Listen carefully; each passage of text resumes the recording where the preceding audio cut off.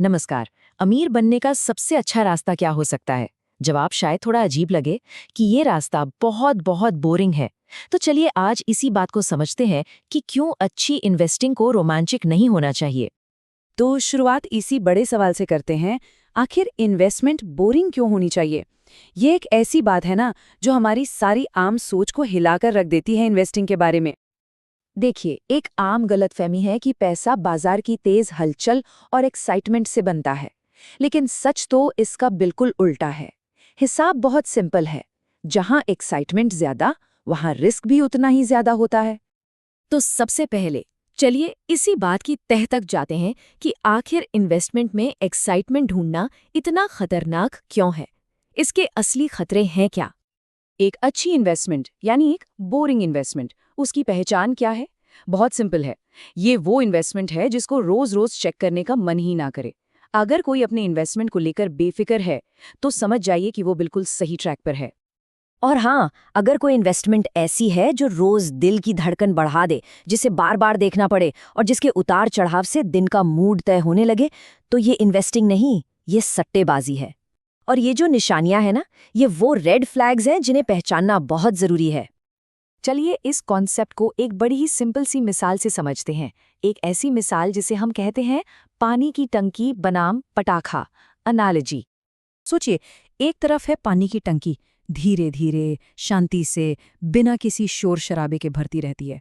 और दूसरी तरफ एक पटाखा, धूम धड़ाका, तेज रोशनी और बस 2 सेकंड में सब खत्म। असली वेल्थ बिल्डिंग बिल्कुल उस पानी की टंकी जैसी है, पटाखे जैसी नहीं।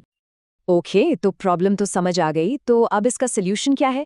चलिए देखते हैं कि ये बोरिंग इन्वेस्टमेंट प्रोसेस आखिर है क्या चीज़।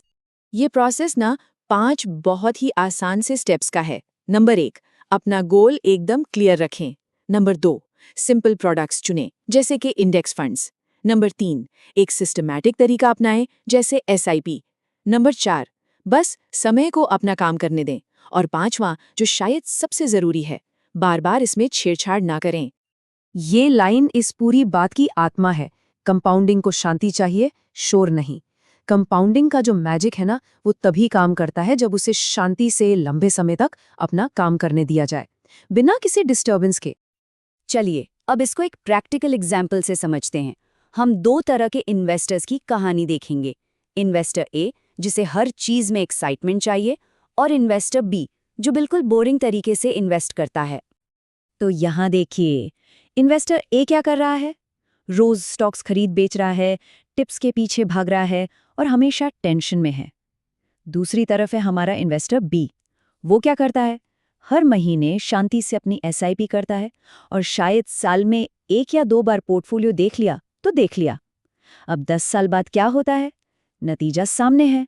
इन्वेस्टर ए स्ट्रेस्ड आउट है और रिटर्न्स भी आम से हैं, जबकि इन्वेस्टर बी बिल्कुल शांत है और उसने आराम से अच्छी खासी दौलत बना ली है।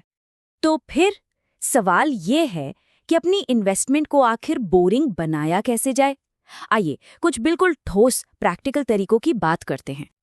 अपनी इन्वेस्टमेंट्स को बोरिंगफाई करने के 3 आसान तरीके हैं। नंबर 1, सब कुछ ऑटोमेट कर दो। SIP लगा दो, ऑटो डेबिट सेट कर दो, ताकि सोचना ही ना पड़े। नंबर 2, रिव्यू करने का एक टाइम फिक्स कर लो। हर रोज नहीं, शायद हर 3 महीने में या साल में सिर्फ 1 बार। और नंबर 3, और ये बहुत ज़रूरी है, बाहर के शोर को कंट्रोल करो। मतलब टिप्स, रील्स, न्यूज़, इन सब से थोड़ी दूरी बना लो। तो अब हम इस पूरी चर्चा के अंत की तरफ आ रहे हैं। आइए इस सब का जो निचोड़ है, जो धैर्य की कोर फिलॉसफी है, उसे समझते हैं। तो इस पूरी बात से हमें क्या सीखने को मिला?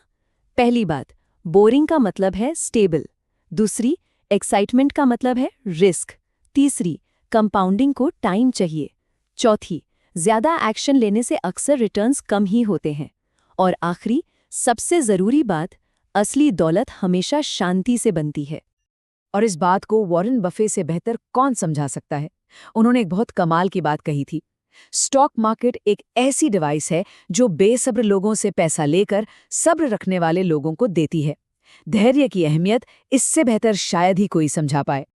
और आखिर में बस ये एक लाइन हमेशा याद रखिएगा, अगर अपनी इन्वेस्टमेंट रोमांचक लग रही है तो समझ लीजिए कि कहीं ना कहीं कुछ गलत हो रहा है, और यही इस पूरी चर्चा का सबसे बड़ा सबक है।